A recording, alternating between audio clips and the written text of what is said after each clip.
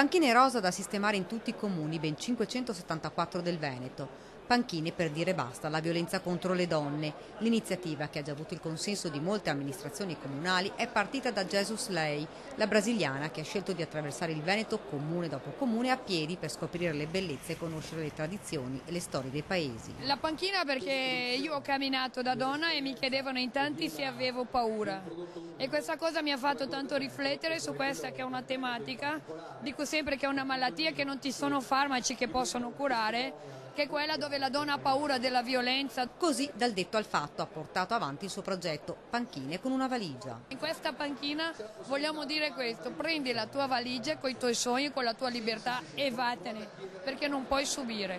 Primo comune a posizionare le panchine rosa, Bardolino. È un'iniziativa mirata a sensibilizzare le persone su un problema che è diventato una vera e propria piaga sociale, e quindi nel momento in cui mi ha proposto di aderire io ho raccolto e mi sono immediatamente attivato per essere partecipe di questo progetto. Anche il governatore Zaia, seduto comodamente in una delle panchine, plaude l'iniziativa.